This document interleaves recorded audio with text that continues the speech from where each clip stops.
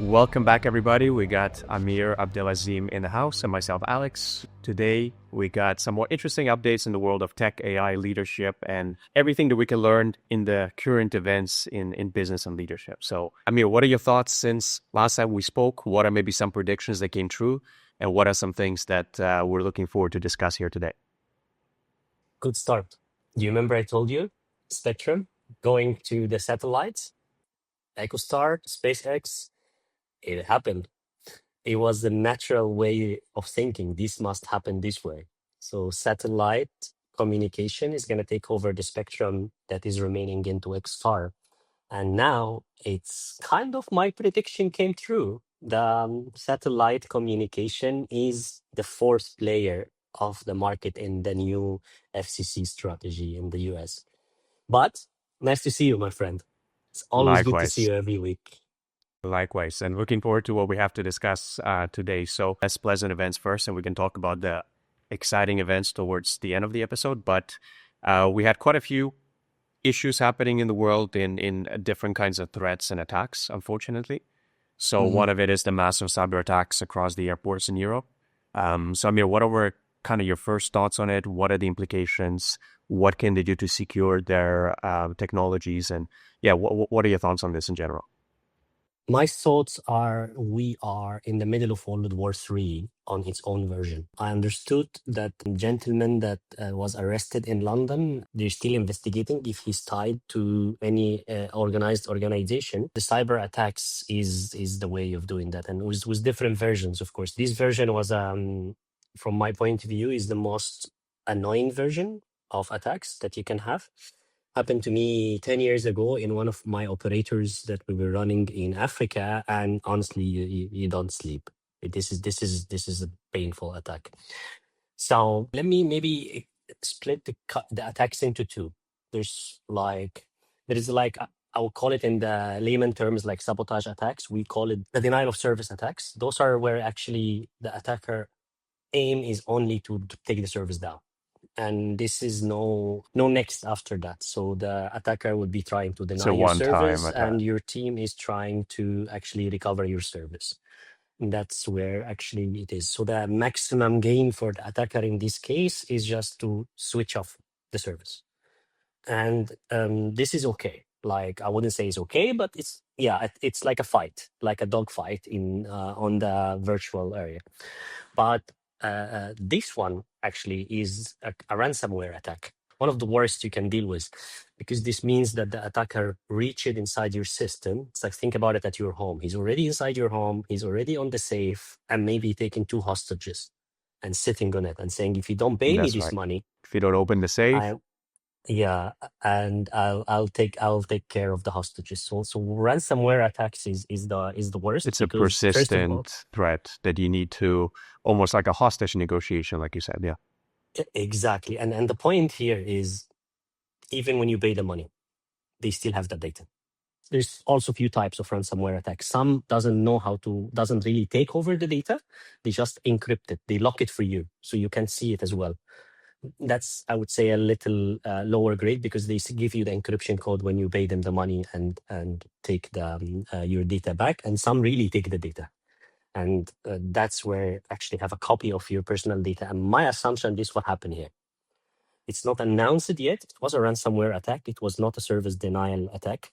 So, which means that the attackers have actually took control of the data of the check-in and the passengers of 5 of the big airports in Europe.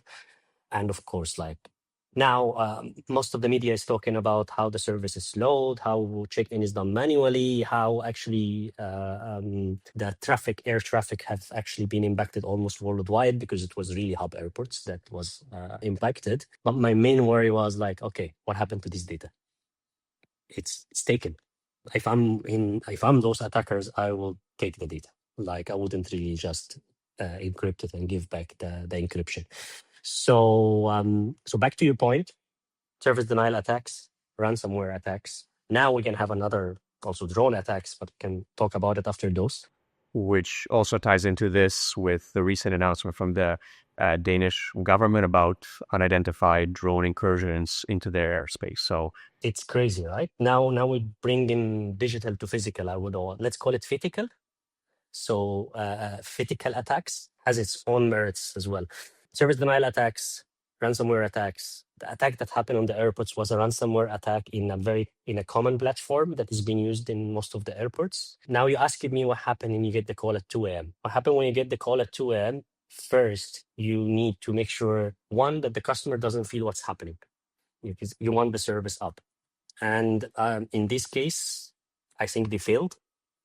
In my case, I was lucky. It was 2 a.m. Customers don't make phone at 2 a.m. Calls at 2 a.m. It's ish. They didn't feel it.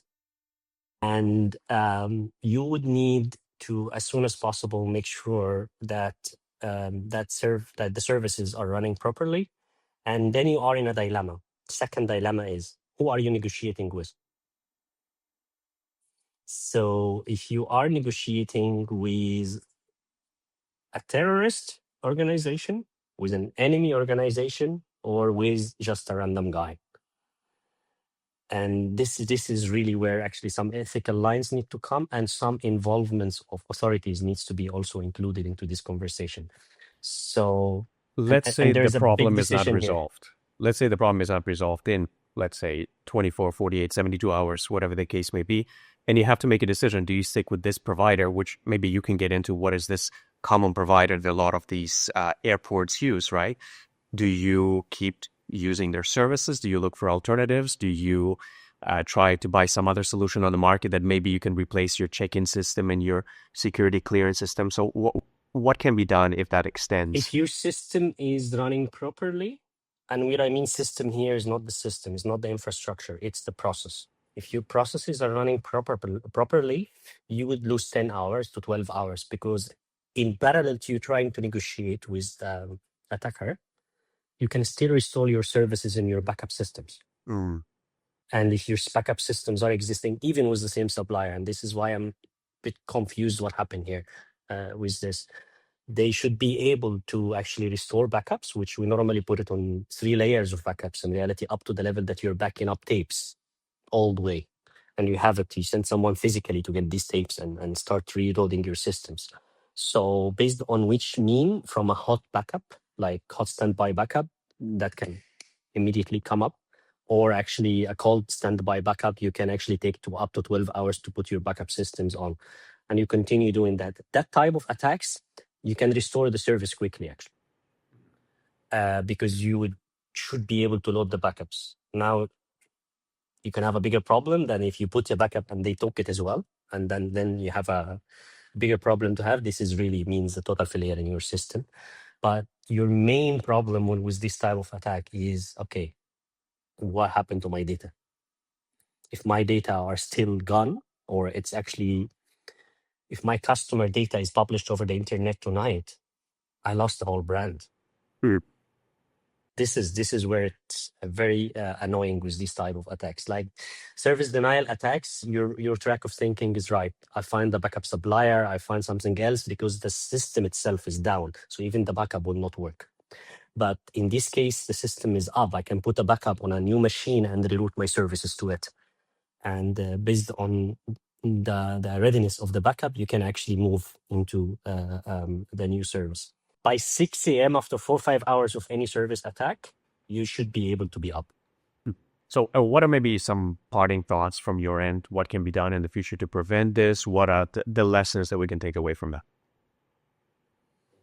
I think we are really in a tense moment of actually cyber attacks. It's repeating, and it's not a joke anymore that you just say, wake up every morning and say there was a cyber attack X or cyber attack Y, or there's an infrastructure attack X or an infrastructure attack Y.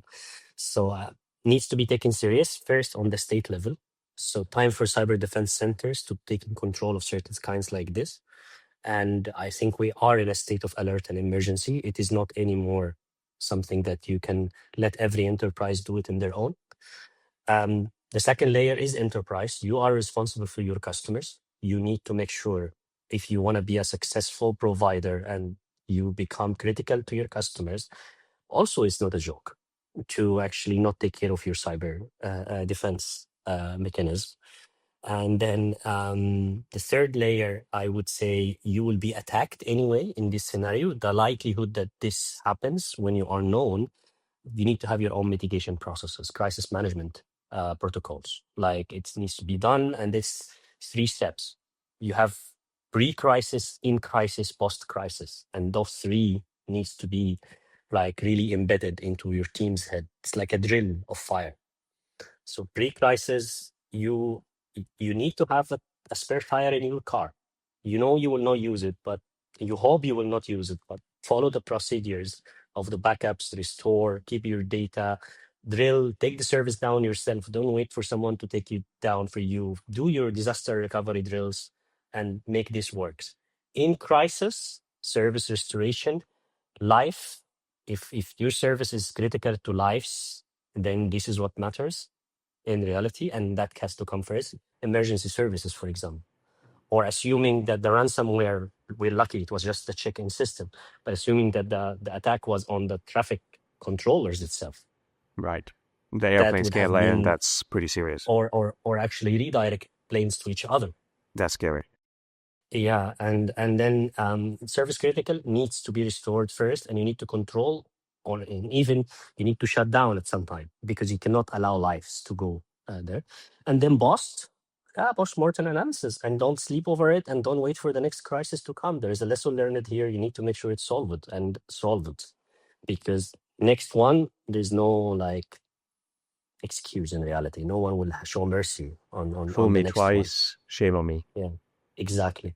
And I would like to tab a little bit as well on the drones point, because now the drones is actually creating a completely different dilemma on the whole cyber tech space.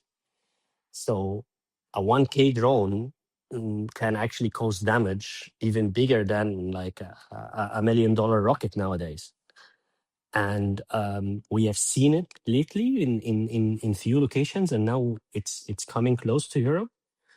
And I think that there need to be a different mechanism of dealing with that, because those drones are flying very low. Now some of them are actually flying wired with a fiber cable of 30 kilometers or 100 kilometers fiber cables, so they cannot be jammed by air by traffic signals. I don't know which. I don't think there's enough details about this attack on which type of drones was used, but the attackers are becoming creative. If it's a wired Mhm. a drone, like you really can't detect it in reality. The only solution, if it's a physical incursion, could be some kind of EMP technology that fries the electronics, right? But again, it's kind of too late because the incursion would already be about your airspace. So what's the solution in that regard? There is a solution that has been nagging into my head for the last few months. In reality, it's a technology that we call it in 5G. It's 5G sensing, where you use the signal of the 5G itself to sense what's in the airspace around it. Create kind of a The fact crosshair and detect what's coming through interfering with the signal potentially. exactly. So if the drone is using a SIM card, that's easy. We can detect it. If the drone is not using a SIM card and using any wireless communication, it can be detected with the 5G antennas, because also it's on the right height. It can be detected as noise, so disturbing for calls. And but if the drone is connected with a fiber, it has to be more sensitive type of sensing to try to see the communication of the drone itself. But it's really, if it has. The sophisticated drones, they normally have a mother drone that is flying higher and doing the control, like its own satellite, and then it's controlling that drone. And also like the existing defense systems are more expensive than the drones. Like you're not gonna shoot a $1 million rocket to take down a 1K drone. It's very interesting. Cyber defense now has to become a priority for everyone. I'm sure it is. Not just telling something that actually the tech leaders doesn't know already, but it's critical times. We're seeing it. We are in it. It's not movies anymore, and we have to act on it. Well, I have maybe something that's relevant as well, kind of from being boots on the ground. Like in the past year, I've been working with a lot more defense-related companies, and what I've seen as well, probably you heard, I think it was yesterday or earlier this week, there was also an investment. I think it was something like 80 billion euros extra committed from the German government towards the defense spending. So what I'm seeing, a lot of these technologies that maybe Germany was relying on the United States, on Israel, on other providers, they're actually moving in-house and producing domestically. So I thought that's interesting. There's a couple startups as well that I'm familiar with in the space that have like counter drone technology that doesn't cost disproportionate amount of money to take the drones down. So they have very light kind of drone technology design that is basically shot in the air, intercepted. Basically, it crashes into almost like a kamikaze fighter pilot, right? So, and it doesn't cost tens of thousands of euros to build one. So I thought that's pretty cool. So I'm seeing a lot of partnerships between kind of German domestic defense manufacturers and United Nations. You got the like NATO. You got different kind of organizations that are trying to create their own strength to scare off potential threats from other countries or from further east. So that's something I'm seeing on a daily basis. It's the way to go. I like it. I think interesting insight, Alex, and because that's the only way in reality. Like you get it from your own brains how to find the proper solution to this problem. I'm sure that humanity will find a way. People will find a way. Like it's not. We'll find a way. Even I was about to say it's not rocket science, but even rocket science now is easy. So let's find another one. So that's we'll find a way. It's an area we should keep watching. Definitely. And maybe just for a couple last topics, because some of the news this week are kind of repetitive, but just with different players. So maybe we can go through a couple last points quickly, just get your initial thoughts, and we'll wrap up there. So the first one, I guess, is the Meta glasses announcements that Zuck had on stage recently. And Amir, something that you pointed out earlier that was kind of interesting, that they had a bit of a situation on stage. There are some malfunctioning that the demo didn't go as planned. And what was your initial impression of how Zuckerberg tried to wiggle his way out of it? I like the tech. Let's start by that. I think there's a very nice moves that they are moving here with in the tech, and I really like the eye projection glasses. It's growing, and it looks like they have done it and well, but we don't know because it didn't work on stage, and that was a bit of a flop. So I had a general perception of how actually Mark tried to position himself on stage this time. You can see really he's trying to be Steve Jobs, like putting the tech leader posture. I captured his filler word, all right. I have Mhm. mine. I think I always say actually, and I bother you guys. Let's try to remove actually from what is being said. So I think he kept saying all right most of the time. And then again, like when the flop happened, he cracked a joke that he would fire the CTO. And then the CTO came up on stage and said, I don't know what happened. And then blamed it all on the Wi-Fi, the usual victim whenever this happens. So I think we're all gonna know whether it will work because of the when we see it, or it was really the Wi-Fi. So Wi-Fi people, be ready. Mark is blaming you that it didn't work on stage. So and Steve Jobs blamed the Wi-Fi on one of the events of the phones when a flop happened. It would be interesting to compare the two reactions. But how subtle was Steve when this happened, and how nervous was Mark. Mark when this happened? And he tried to do it like 6 times. And it's let's try again. And I think this was not wise. I'm sure they rehearsed it. One thing I found pretty cool, somewhere on X, that somebody had a post that they're recording their birthday celebration, but they're actually recording it from a first-person viewpoint, like from Meta glasses. So it made a lot of sense because it's usually videos from other people of you blowing the candles out on the cake, right? But I think the caption was something like, "Oh, record memories the way they're supposed to be remembered." So I thought that was Yeah. actually a very cool angle, that you get to relive some moments of your life from first-person view of what you were actually seeing in that space. And I'm honestly a marketer at heart, so I always play around with new technologies, and I thought it's going to be pretty cool to see what starts happening when everybody's recording things in first-person view. It's brilliant. I'm looking forward to see it. Actually, I'm looking forward to also try to like uh, it's interesting to me how the projector is projecting to your retina, and how the exhaustion rates and how the That's right. how that would look like in the future. And definitely first person proposition is amazing. But also, did you see how he called it? It's an I can't recall. iPhone with I now, Uh-huh. Interesting. iPhone, not iPhone. Definitely that they're trying to get their vision to reality. All the best. I hope they crack it. But it was an interesting stage to watch this time, and the final run as well with the runners. It was cool. And speaking of the final run, we got one kind of news again that's being recycled with OpenAI making deals with different companies, NVIDIA making deals with different companies. So there's a new partnership agreement announced again. And maybe before we get your thoughts on it, Amir, I saw this somewhere on X. I thought it was fantastic. With NVIDIA investing 100 billion into OpenAI in order for OpenAI to buy more NVIDIA chips, right? And we got the three players, OpenAI, Oracle, and NVIDIA, kind of going in circles, giving each other money, and everybody's valuation and stock prices goes up in proportion. So what are your thoughts on this agreement? Do you remember the joke of the $100? Tell me. There's a joke that was running maybe 10 years ago. It's actually kind of simplifies how the economy works. Assuming I come to you to your store and say I would like to check the product before I buy it. So you say, okay, if you want to check the product, please leave $100 here as a deposition.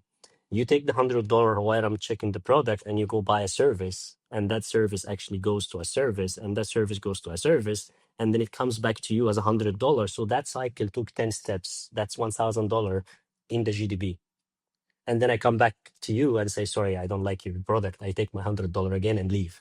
Mm. Not bad, not good, but somehow this is how it works. You take money that is not owned. You borrow money, run the cycle, Use then come projected back, cash flow to raise and more then money to get more partnerships. Yeah. so we used to run this as a joke when we're explaining how it works. It's definitely what is happening here, but what is happening as well looks like a clear strategy that is now on the final execution phase. So normally when I watch announcements after announcements, it's you would notice that this normally happen around the last quarter of the year. And that's actually we have been planning and we have done our negotiations and we've been quiet, let's say on the quarter two, quarter three, finalizing our T's and C's. And then third quarter, we go and actually start announcing. Then you get a round of investment. You have enough actually understanding of your cash flow of the next year because now you know the funding, and then you kick the year with the new plan, and you probably start seeing the product of this execution, let's say Q2 next year. So it's a cycle, but it's very clear that they know what they're doing. Actually, whether it will go somewhere or not, that's a different story. We'll yet to watch. But it's like three consecutive announcements after one after another in like 3 consecutive weeks. There is a plan, and also there is a lesson here. Like, probably like this cycle is very interesting, and if you are planning your business cycle, you should really try to close as much as possible deals in Q2, Q3, because it will hit the budget of Q4 planning, and then it become a project in Q1. So those who sell B2B to corporates, keep this cycle in your head, because this is where if you're not contracted now to be building this data center, probably your next window is going to be in 2 years. Right. So, make sense? Yeah, totally. Well, thanks for the insight, Amir, as always. I'm glad to be the student here taking notes. So I think that's enough torture for our listeners. So that's kind of a long one. So we'll try to keep it maybe a little bit more diverse in the next couple of weeks. So thanks again. Lovely to Thanks, speak to you Alex. as always, and catch you in the next episode. Thank you. All right, everybody, take care.